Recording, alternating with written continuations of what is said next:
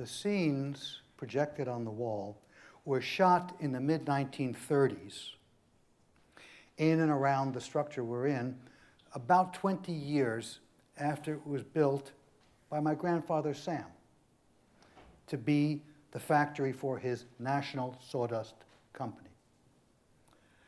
He'd come over from Poland in the wave of humanity of the late 19th century. The men in long dusters and fedoras were a few of his sons.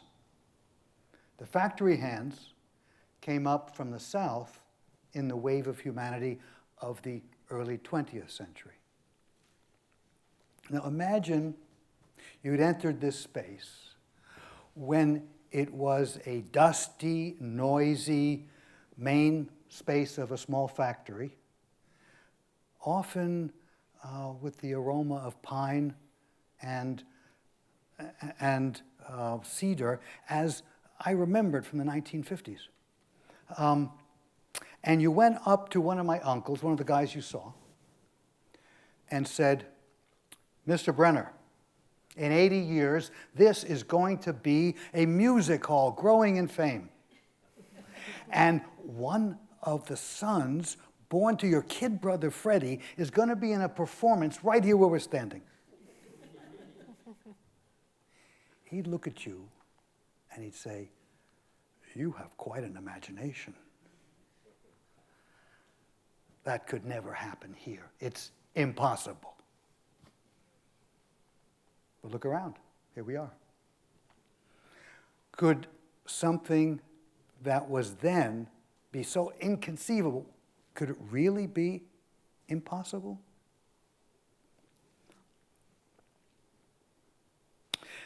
As our tale unfolds, you may hear a whispering voice like my uncle's saying, "This is quite a work of imagination. These things could never have happened. It would be impossible for humanity to have forgotten so much." Really impossible? Listen for another whisper. One asking, what if this really is the way it happened? What if this is really so? What if?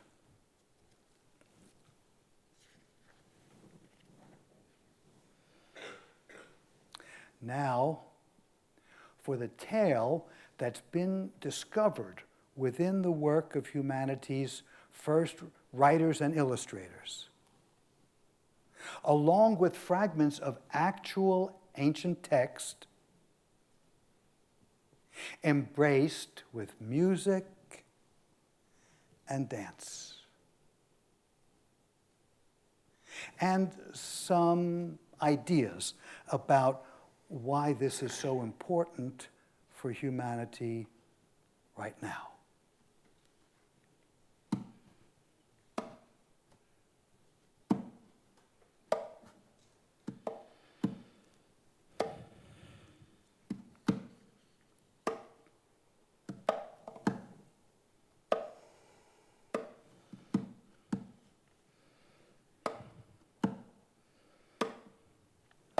Over 150 years ago in Iraq, texts and images in clay and stone began emerging from the ruins of the cities of Mesopotamia, the birthplace of civilization. Through tens of thousands of artifacts left by a succession of cultures spanning over 4,000 years, there runs like a red thread a story of giant humanoid beings who'd come to Earth, crafted Homo sapiens to be their servants, using a living wild creature known to us now as Homo erectus, ruled us as gods, gave humanity all the arts and sciences of civilization, and eventually departed. Those Mesopotamian deities have been understood as the mythical predecessors of the mythical gods of Greece and Rome. Yet a few renegade scholars have found good reason to think of them instead as living flesh and blood giants, and the stories about them as essentially accurate history.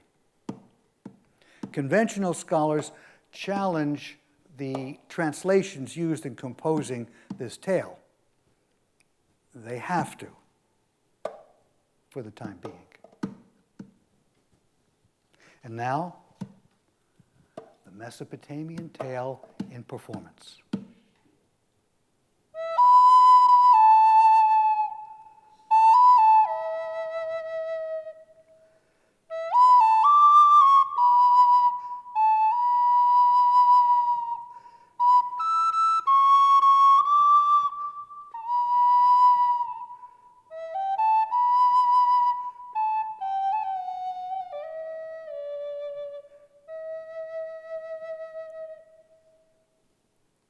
Another planet.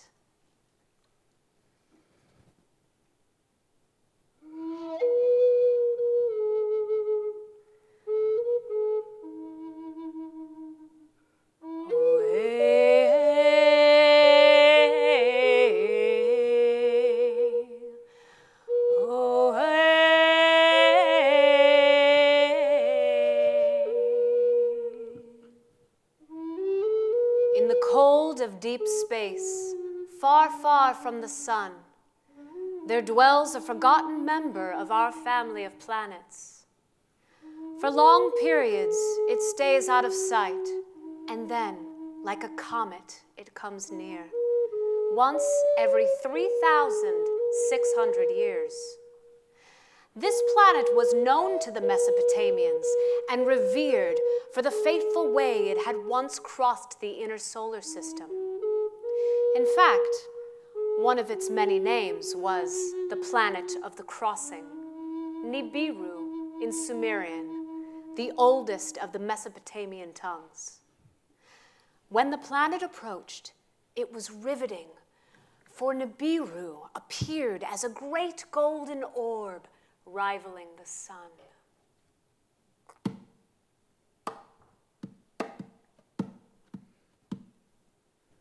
Just as the buried Mesopotamian relics came to see the light of day, so too our earliest memories are beginning to emerge from mass amnesia.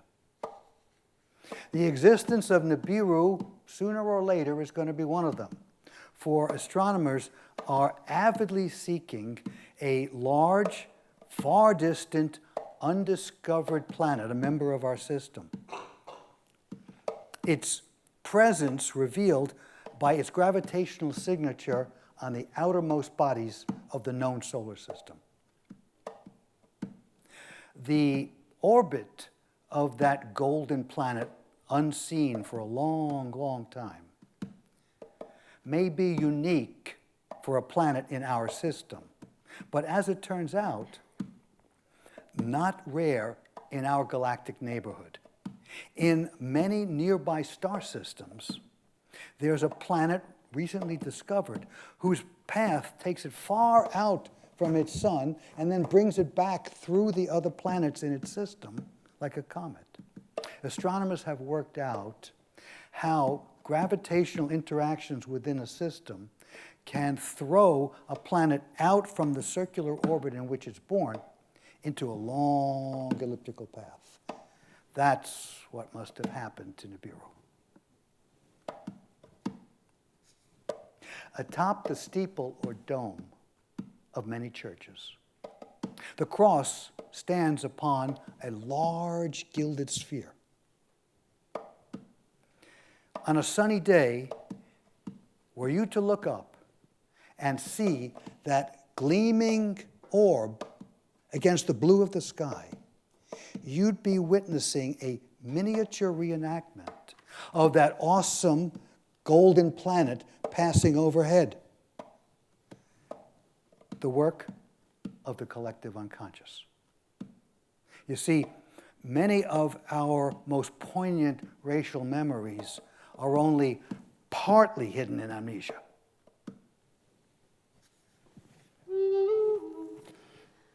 To the peoples of Mesopotamia, the planets were powerful bodies of consciousness, celestial deities. With its majestic orbit and striking appearance, Nibiru was said to rule them all. As it passed through the inner system, if the planet of the crossing didn't come close to Earth, there would be drama in the heavens, but nothing more. Yet, if Nibiru were to draw near, it would disrupt Earth's atmosphere, crust, and ocean. This was a god to be reckoned with.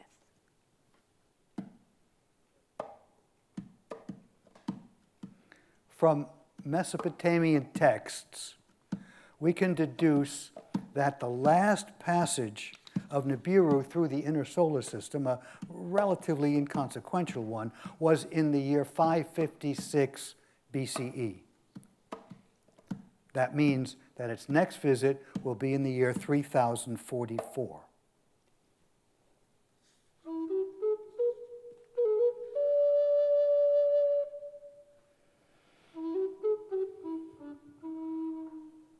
Collision.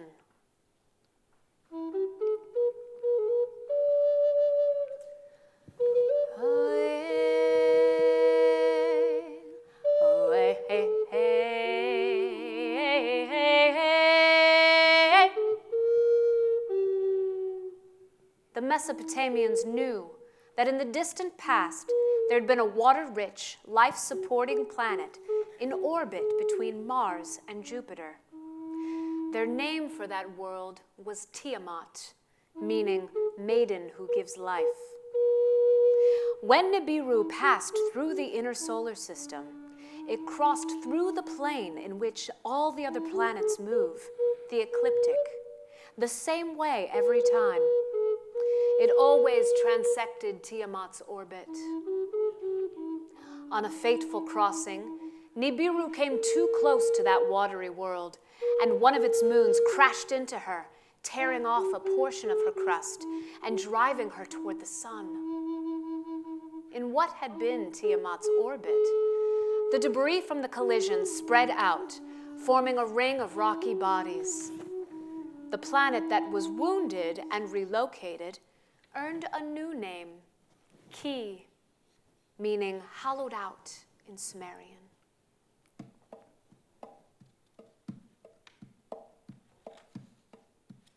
We call those rocky bodies asteroids, and the band that they form between Mars and Jupiter, the asteroid belt.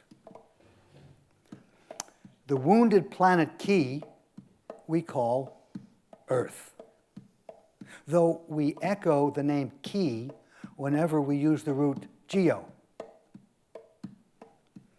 The hollowing out of Tiamat, the scar from that collision, that's the enormous and unique basin of the Pacific Ocean. Its ring of fire, the band of earthquakes and volcanoes that surround it, attests to the violence of its birth.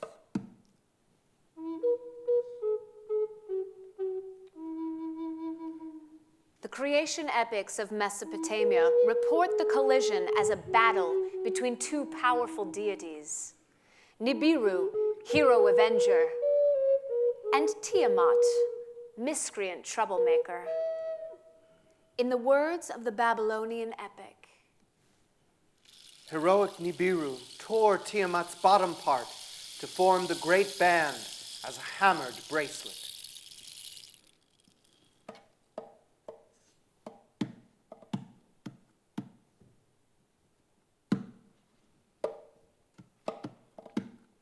Though mistranslated to help maintain the amnesia, there's a word early in the book of Genesis that links the story of the creation of the universe with this event in the solar system. The word is rakia, which meant something beaten out, something hammered as if by a goldsmith.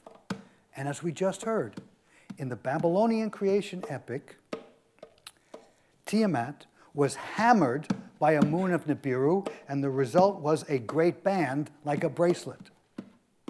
See, that's the first of many places in the Hebrew Bible where words, phrases, and whole passages are patched in and repurposed. As the Hebrews developed a new faith, their scribes used language to stay connected to their roots in Mesopotamia.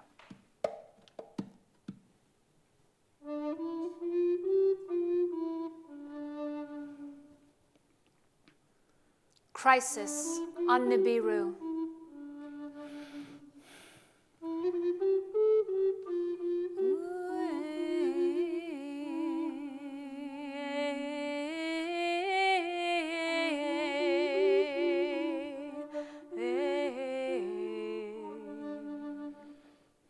The planet of the crossing was home to an advanced humanoid race, tall beings with enormously long lifespans. A sunless world, it was made habitable by a heat-reflecting golden shell high in its atmosphere.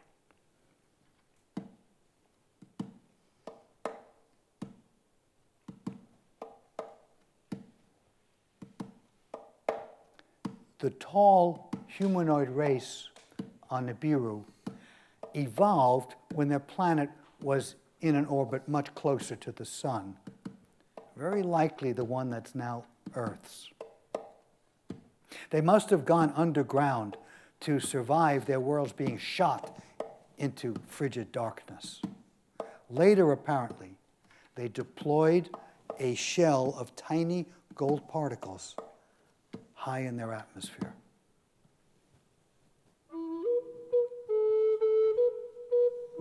A crisis loomed. The golden shell was beginning to fail, and the planet's gold supplies were depleted. An explorer had earlier found gold on Earth, so an expedition was organized. The king of Nibiru, An, meaning heavenly one, made the eldest of his sons, born to his concubine, leader of the colony. If enough of the mineral could be mined and sent to Nibiru, an environmental disaster would be averted. Gifted in science and engineering, An's son, Enki, would mine Nibiru for gold supplies. 450,000 years ago, An gave the command, and the expedition set off. Enki led the colonists as their great brother, teaching them metallurgy, building construction, and shipbuilding. He opened waterways in the marshes near the place where they settled, and he made the nearby rivers Tigris and Euphrates navigable. The first settlement was called Eridu, meaning home far away. Eridu was located near present-day Basra in southern Iraq. Why there, of all places? Well, the locale had many advantages for the colony. In the nearby marshes, giant reeds up to 20 feet tall, still growing there, for the construction of the first buildings and boats. Clay in the ground for bricks and pottery. Petroleum substances near the surface for fuel. Access to the sea, so gold could be shipped in from distant mines, and flat land to the north where spacecraft could glide to land. The name Eridu is echoed in many names for our planet. Eretz, Yord, Ard, Erd, Earth.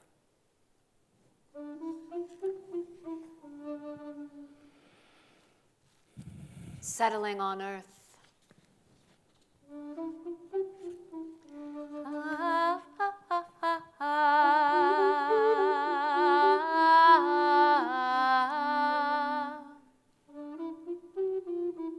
In Sumerian, the colonists were called Anunnaki, meaning those of heaven who are on earth, and also Dingir, meaning righteous ones in rockets, for they flew from place to place and into the heavens in rocket-propelled craft.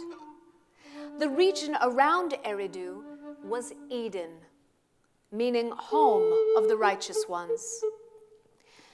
In Akkadian, the next language to develop in Mesopotamia and the first of the Semitic tongues, the settlers were the Ilu, meaning lofty ones.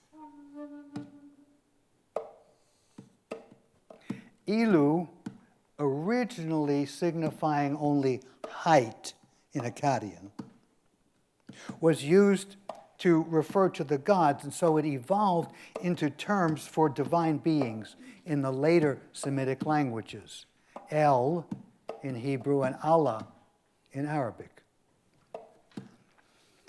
The name of the original domain of the Ilu, Eden, home of the righteous ones, lived on as the name of God's garden in the book of Genesis. Enki determined that gold mining was feasible. King An sent another band of colonists, led by a son who outranked Enki, for he was born to An's queen. He would be called Enlil, meaning Lord of the Command. Tensions developed. Enki, founder of the colony and firstborn son of the king, was unwilling to yield leadership to Enlil as his father asked. An, who was prepared to lead the colony himself and make one of his sons viceroy on Nibiru, came to earth to see the fraternal dispute resolved. The three royals drew lots, and Enlil won the draw. Authority on earth would be divided. Enki was to oversee all technical matters and rule the seas, and be subordinate to Enlil in a Babylonian epic. The gods clasped hands together, cast lots and divided. An went up to heaven. To Enlil, earth was made subject. The seas enclosed as with a loop. To Enki, the prince, were given.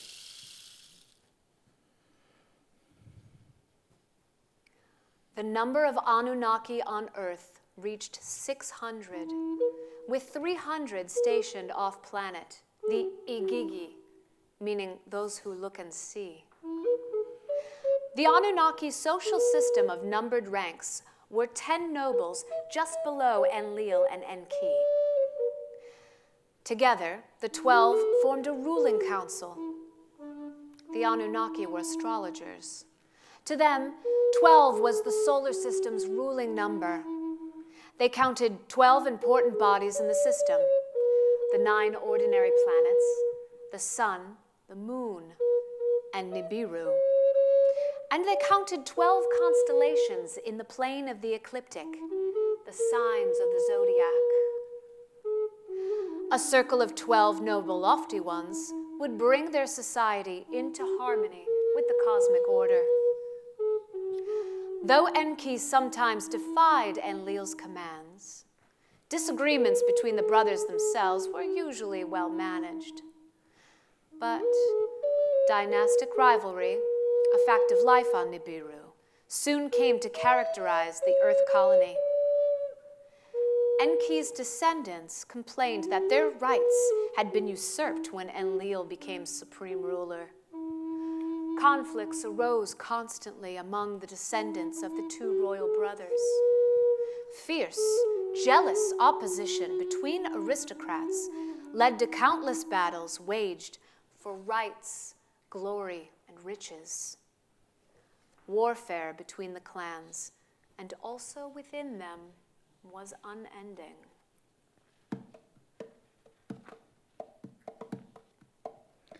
Human civilization, when it arose, would be modeled on the world of the lofty ones. In humanity's kingdoms and empires, ruling elites in search of power and riches would soak the earth in blood. In endless reenactment of the tumultuous rule of the Anunnaki nobles.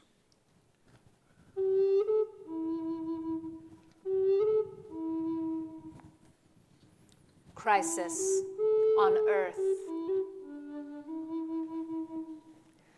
Hey, hey, hey.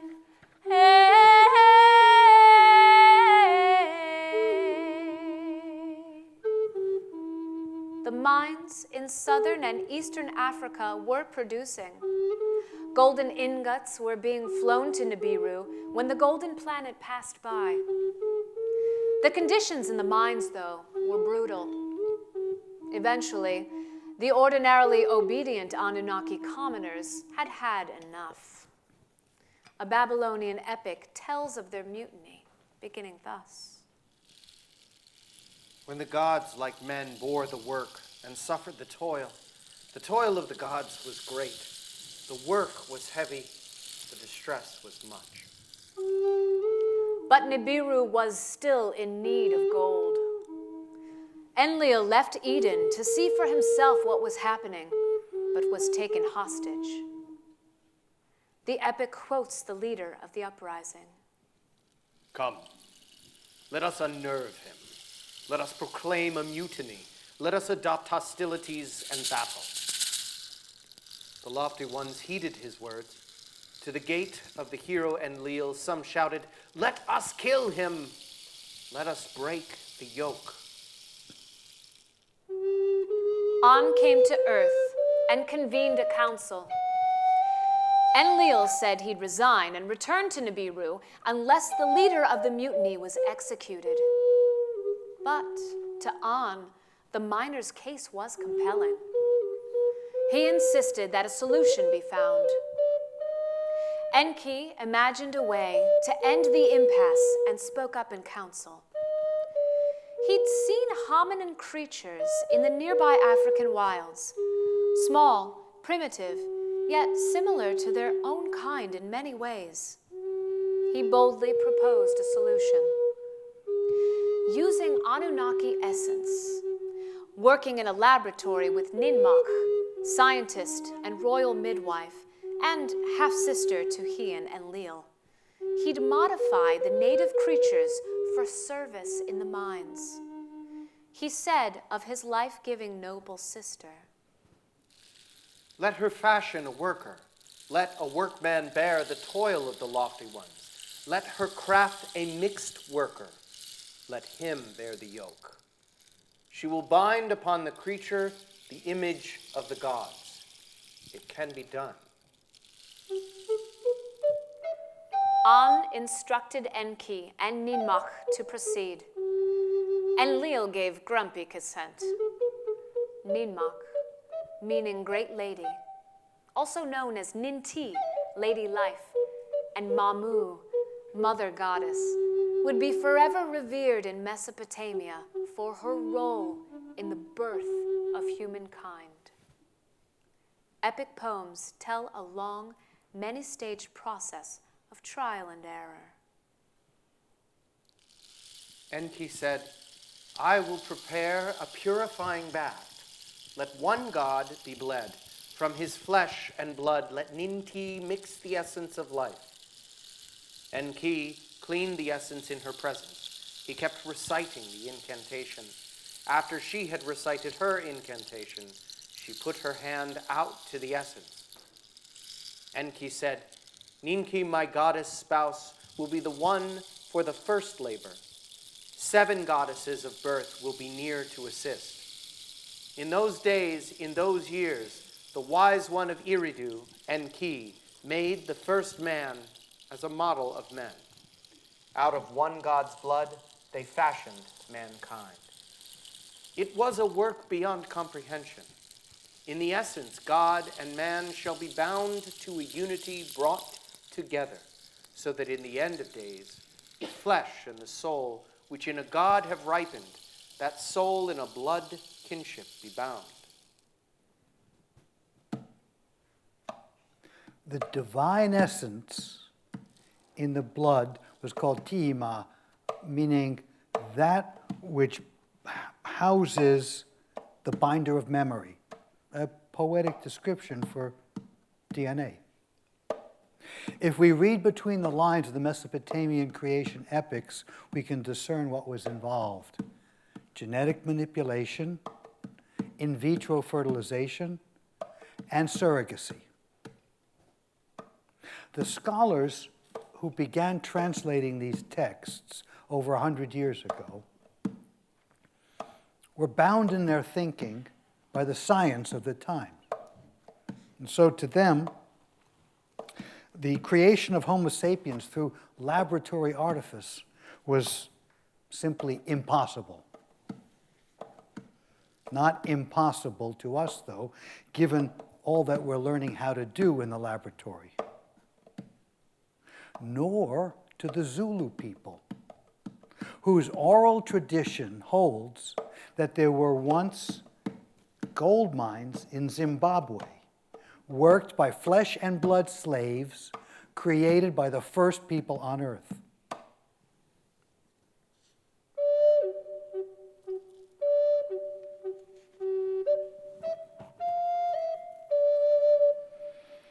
Giants in the earth.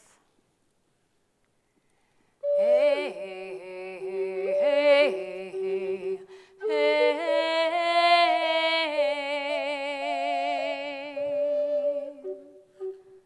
The new Earthman was distinct from the two creatures that had been combined to bring him to life.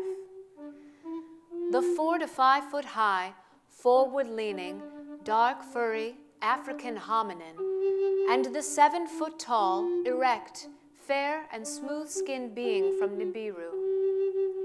Intermediate in height between them, he had features of each, such as a head of dark terrestrial hair and smooth alien skin.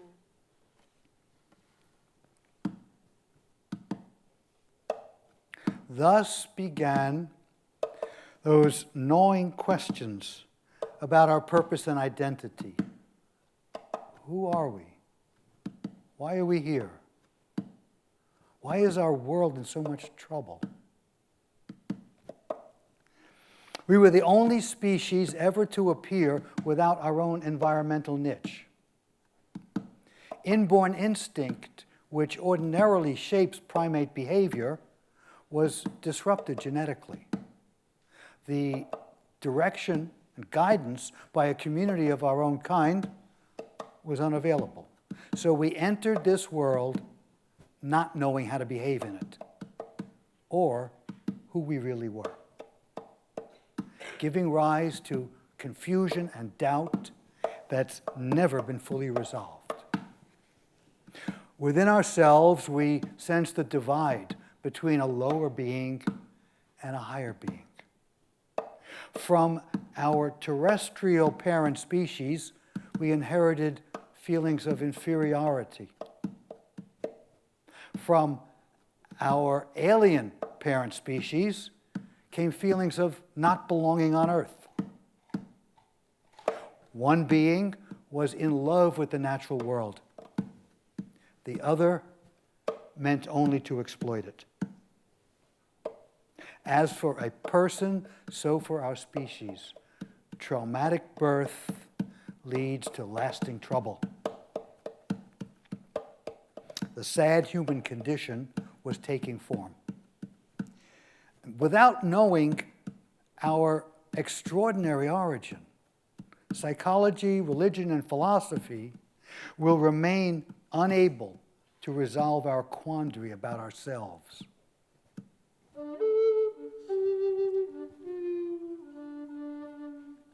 Anunnaki commoners in Mesopotamia wanted humans brought out of Africa so they too could be relieved of their labor. Enki was opposed, so Enlil assaulted his compound. After his attack succeeded, Enlil took the new Earthmen to Eden to become laborers, farmers, builders, and servants. The book of Genesis reports this development with hardly any modification. And the Lord took Adam, Hebrew for earthman, and he placed him in the Garden of Eden to till it and to tend it.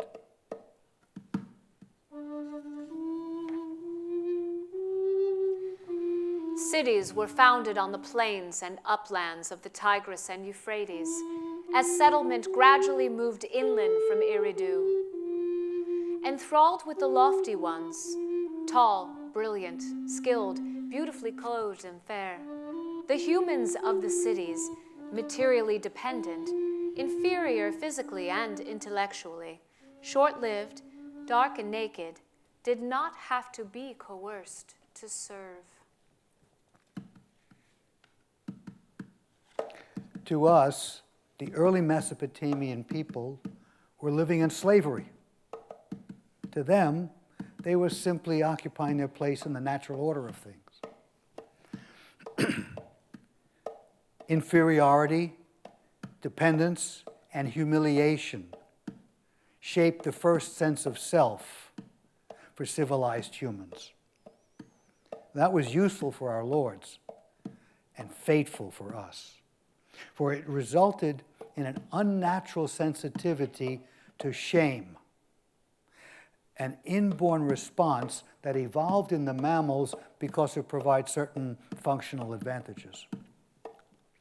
Lacking the skill to deal effectively with their unnatural vulnerability to shame-based emotions, civilized humans developed dysfunctional behaviors and attitudes as escapes from their profoundly troubling feelings, ranging from addiction to grandiosity to xenophobia. Those psychological defenses, central to the human condition, have plagued civilization through the ages.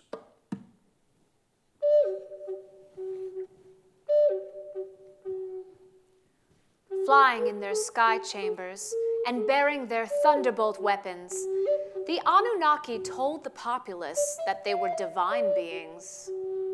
Several of the most highly ranked, lofty ones went further and claimed to be earthly personifications of celestial deities, inducing even more intense awe in their worshippers.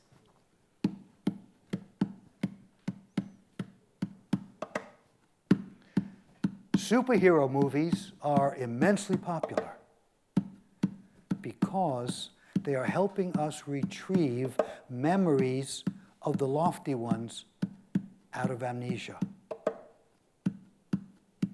They take us back viscerally to a time when flesh and blood flying gods bearing powerful weapons lived among us. These films vividly display the collective unconscious at work.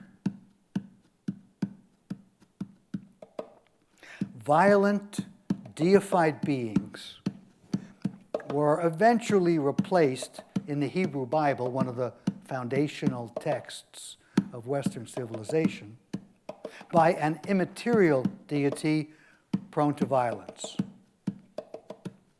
The maker of all was misconceived out of long habit as a being and a violent one. That has allowed the prelates of the monotheisms to put aside their avowed principles of peace and love and endorse war. Warriors enter battle willingly, and societies support them, because in the fight for king or faith or high principle, they are still unconsciously working for the lofty ones. As long as the divine is thought of as a being, then the beings who were thought of as divine will draw us into war. War is how we serve the lofty ones still.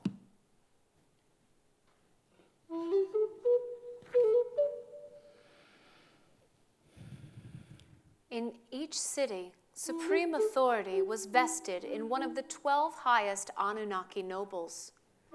Enki and Enlil jointly appointed a noble of lesser rank to administer the city as its king.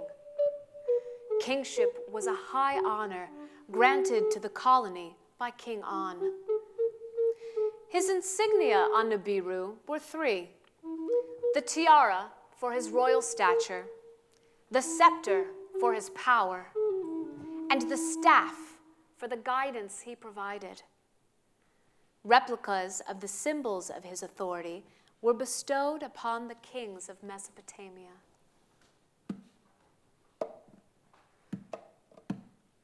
In this regard also, the world of the lofty ones served as a template for the human civilizations that would arise.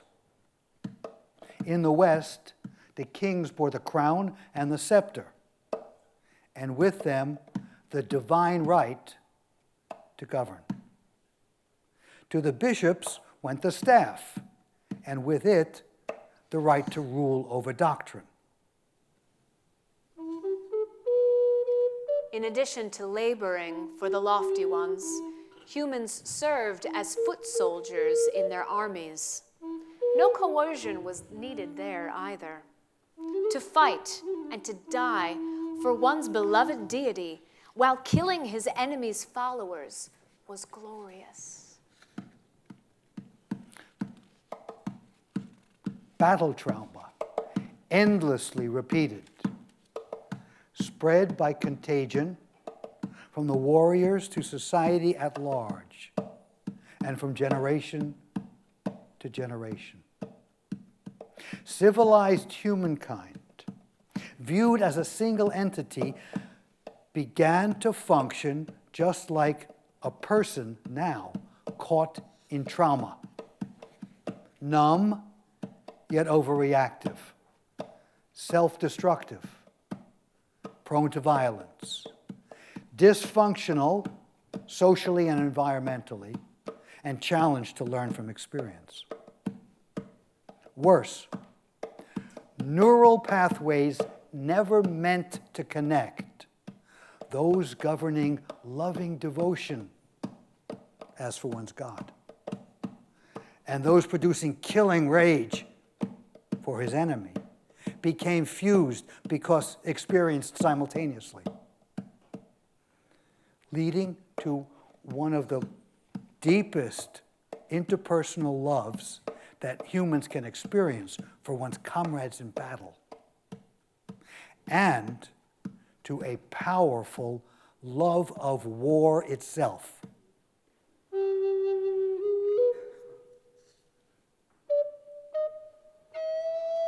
While the noble Anunnaki males had wives, there were barely any mates for the commoners who began marrying human women.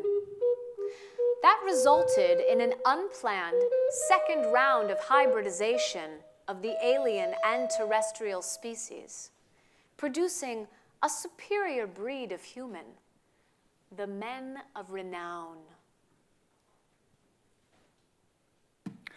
The mass of humankind was now inferior not only to the Anunnaki, but to a breed of humans taller, smarter, more longer lived, and more privileged than they were. However, these men of renown could not possibly feel secure in their elite status, for they bore within the imprint of the lowly servant, the only identity humans living with the Anunnaki had known for tens of thousands of years. To bolster a shaky sense of superiority, they took to suppressing the ordinary folk. The elite have been doing that ever since, amassing power and wealth in order to better control everyone else, while suppressing the slave identity within. With this development, the human condition got considerably worse.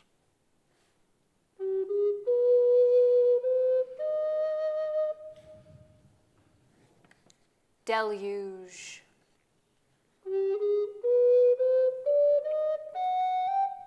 Hey,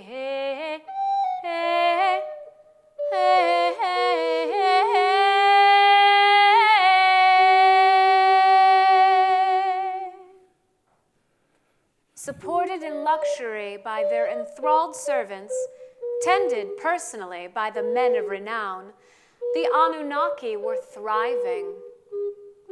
Then, disaster loomed.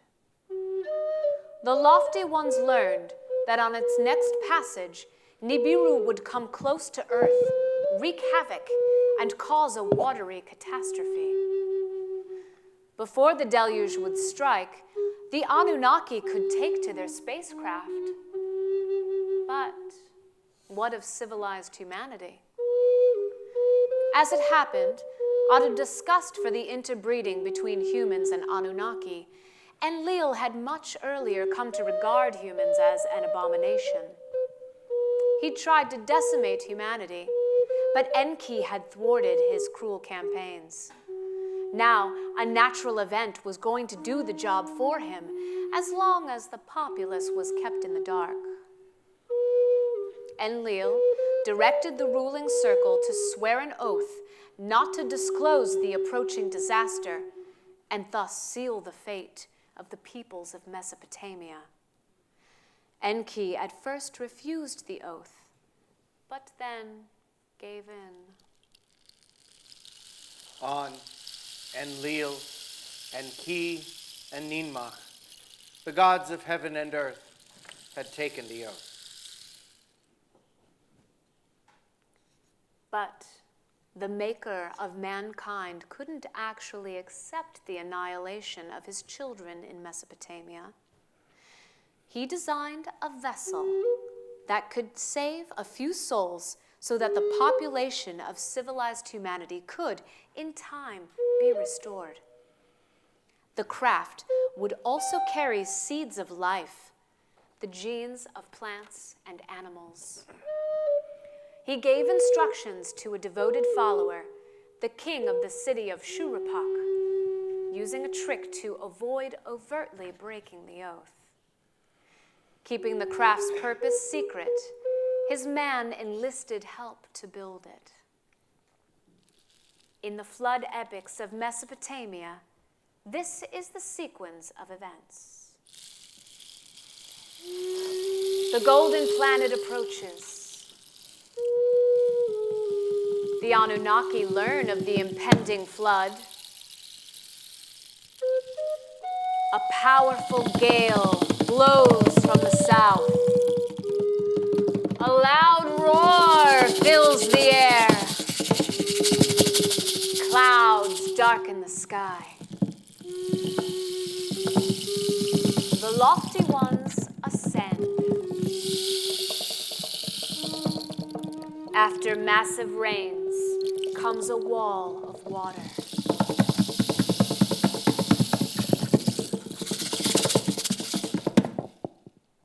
In the Babylonian epic, The rains roared in the clouds. The winds became savage. The deluge set out its might, came upon the people as a battle. One person did not see another. They were not recognizable in the destruction. The deluge bellowed like a bull.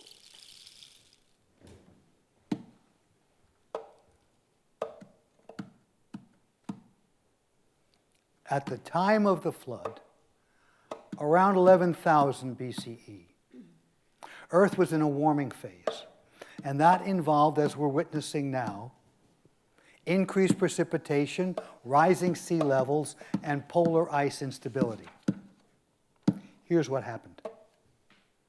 As the two planets approached each other, gravitational, magnetic, and electrical forces produced massive rains, volcanoes, and earthquakes on Earth.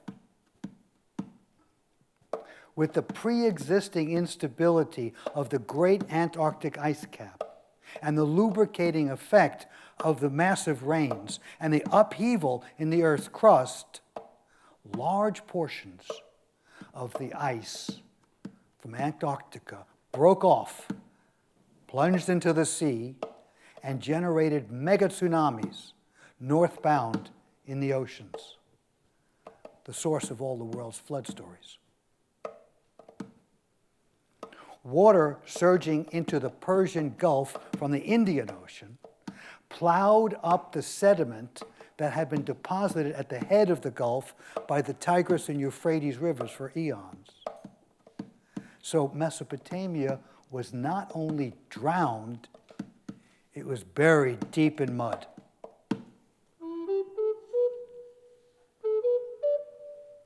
After Nibiru passed over, the Anunnaki watched in horror and grief as all they had built and nurtured in Mesopotamia was obliterated.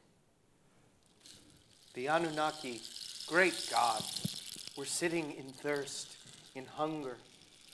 Ninmah wept and spent her emotion. She wept and spent her feelings. The gods wept with her for the land. She was overcome with grief. My creatures have become like flies. They fill the rivers like dragonflies, their fatherhood taken by the rolling sea. As the water drained away, the lofty ones spotted the vessel built at Enki's direction. Enlil was at first furious over the violation of the oath, but he was urged to relent, and he did. In fact, he pledged to never again harm humankind.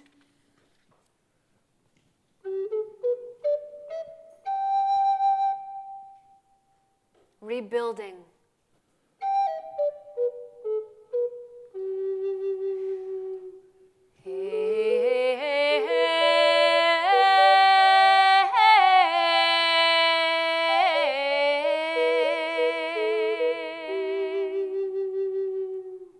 If the Anunnaki were to return to their way of life, the tasks ahead were staggering. As Enlil and Enki contemplated rebuilding the cities, restoring farming, and resuming gold shipments, they made a momentous decision. No longer would humans be given only low-level responsibilities. As the population grew, promising humans would be endowed with the skills needed to revive and maintain civilization. Humans would be trained as scribes, scientists, technicians, teachers, artists, and musicians. There would even be human kings, since An was granting kingship to Earth a second time. Each city would have its ruling Anunnaki noble. He and Enlil would, as before, jointly summon a king to the throne. Only now, the sovereign would be human, one of the men of renown. It would take time for the mud to dry enough for the cities to be rebuilt, food production to rise, and the population to be restored. A new spaceport was needed quickly, though, because the two in Mesopotamia were buried deep in soft mud. The surviving one in the Sinai, serving the Anunnaki ruling Egypt, was too far away. A huge new base was built in a high valley in the Lebanese mountains, just to the west of Mesopotamia.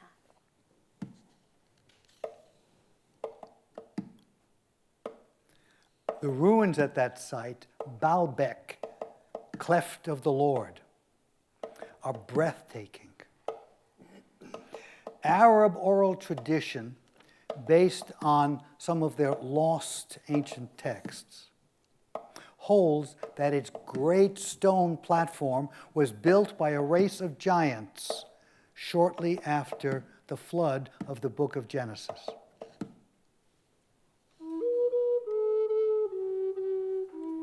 New cities arose on the sites of the buried ones, their principal buildings matching the originals.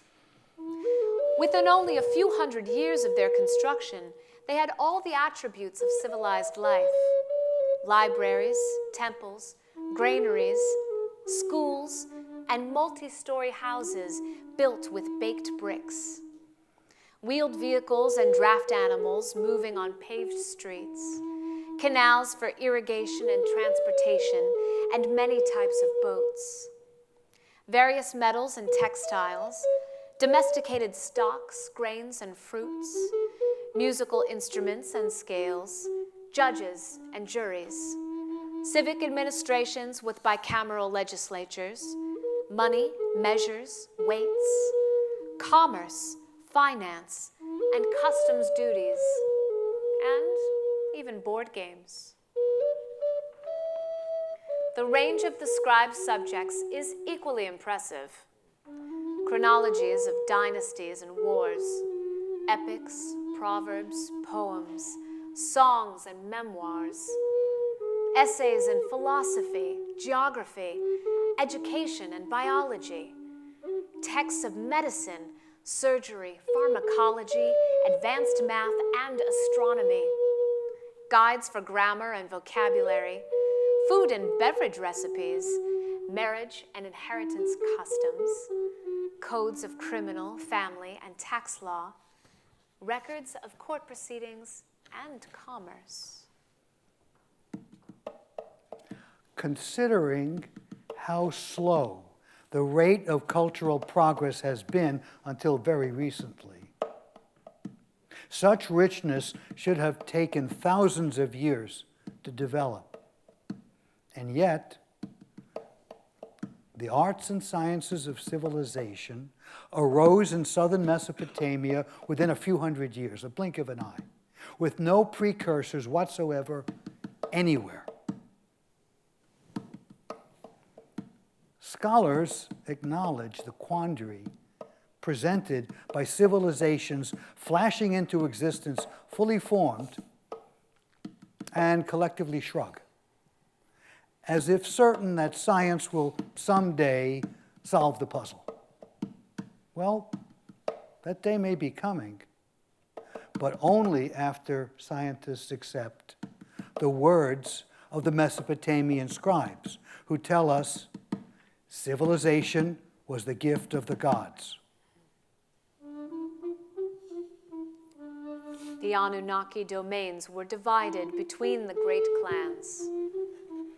Mesopotamia proper and its surrounds went to the sons of Enlil. Africa went to the sons of Enki. Its prize, Egypt, to the eldest, Marduk. The Indus Valley went to the granddaughter of Enlil, Inanna. The region around the Sinai spaceport wasn't assigned to either clan. It went to Ninmach. As sister to both royal brothers, she was expected to keep it neutral.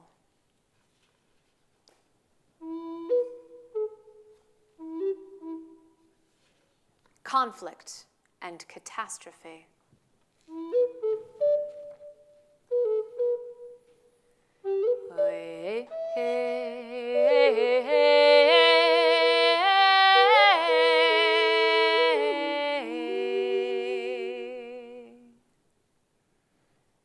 Dynastic violence had to pause after the flood, but as the population grew, the Anunnaki nobles rebuilt their armies and resumed their bloody ways.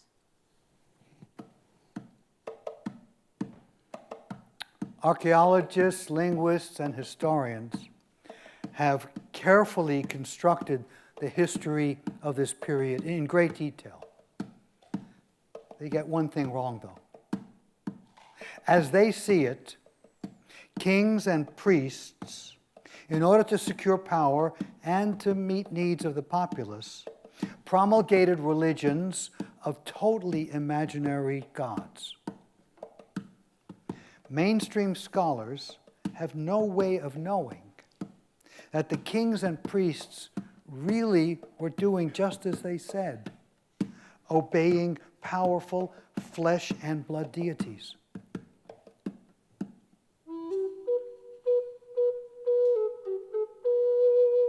Marduk made an announcement. His astrological sign was Aries, the ram.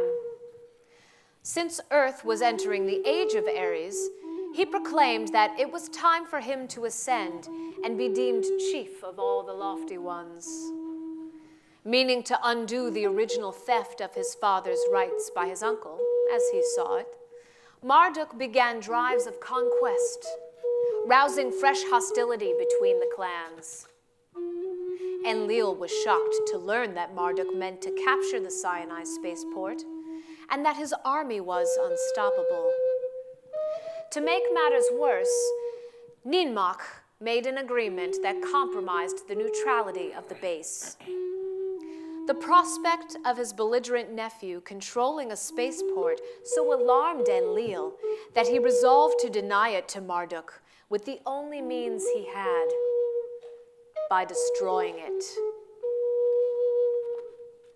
Dismissing the dire warnings from Enki, he empowered two rivals of Marduk to use the colony's hidden weapons of terror, 7 monstrous bombs. He also authorized the destruction of 5 small cities, 2 of which were Sodom and Gomorrah, just north of the Sinai, in hopes of killing Marduk's son. Annihilator to the launch zone set his course. The awesome 7 without parallel trailed behind.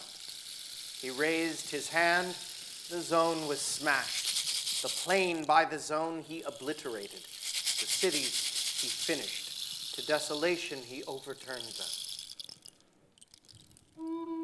In his fear and rage, Enlil didn't envision the cloud of death the assault would spawn. Killing vapors drifted east with the prevailing winds, devastating, though not destroying, the cities of southern and central Mesopotamia. The collapse of Sumer's culture followed, documented in many lamentation texts. It was a great storm, directed from On. It came from the heart of Enlil. In the west it was spawned, bearing gloom from city to city, carrying dense clouds that bring gloom from the sky, the result of a lightning flash. On the land fell a calamity, one unknown to man, one that had never been seen before, one which could not be withstood. It was a death which roams the streets. It stands beside a man, yet no one can see it. When it enters a house, its appearance is not known. There was no defending against the evil which has assailed the land like a ghost. The highest wall, the thickest wall, it passes as a flood. Through the door, like a snake, it glides. Through the hinge, like a wind, it blows in. People who stayed behind the doors fell inside. Those who ran to the rooftops died there. Those who fled into the streets were struck down in the streets. Cough and phlegm weakened the chest. The mouth was filled with spittle and foam. Dumbness and daze came upon them. Mouths were drenched in blood. Heads wallowed in blood.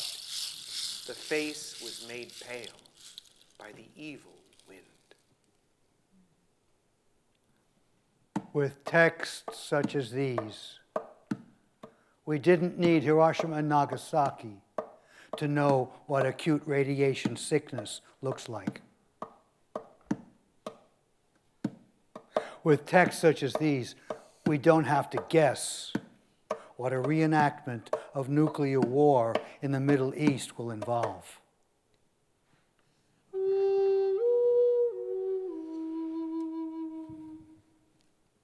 Finale.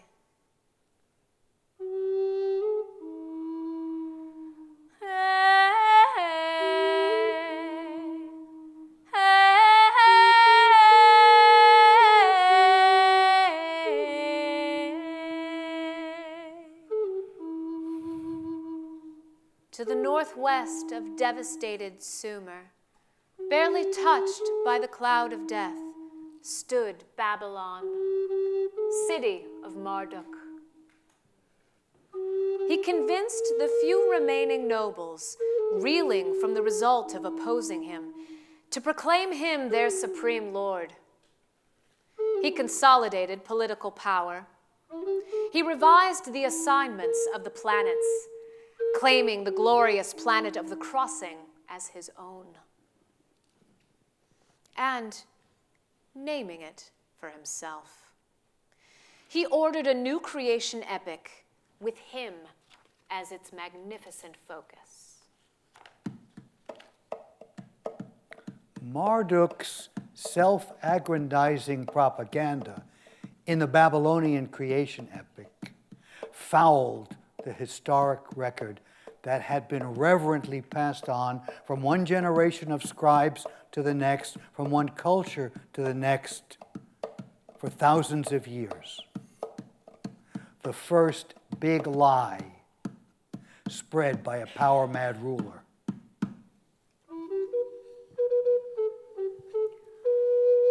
Marduk predicted that the new age would be glorious, but it actually was a time of turmoil in the region, in part because the earthquakes, volcanoes, and famines that struck the Middle East and the Mediterranean basin. The shift of power from Anunnaki nobles to human kings, already going on, accelerated.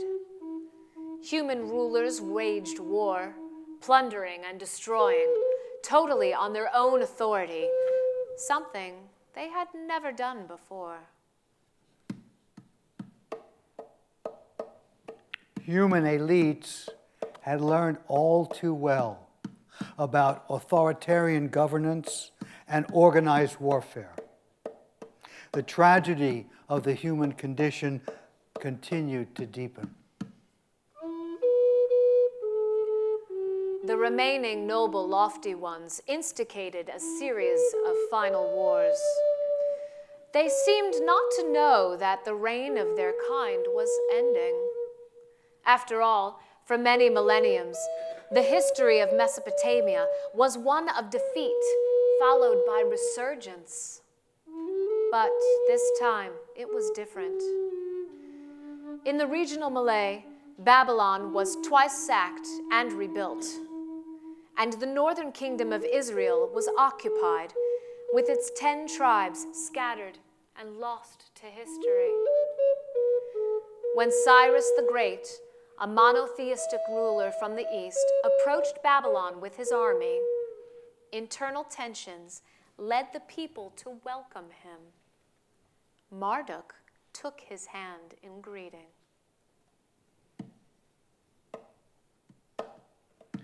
With that gesture, power was handed over from the ruling alien lords to the kings who took their place, from the priests of the many gods to the founders of the religions of the one God. By the end of the 6th century BCE, the doings of the Anunnaki were no longer mentioned in the records from the Middle East. The Greeks were told that during the reign of Cyrus's son, Marduk died and was buried in his ziggurat. So ends the Mesopotamian tale.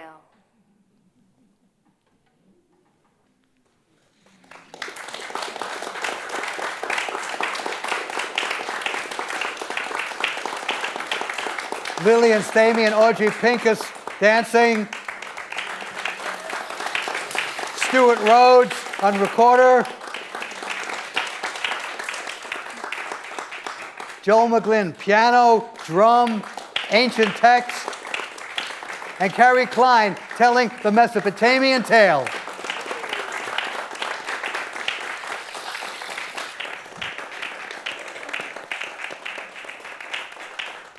Mike Brenner. Thank you.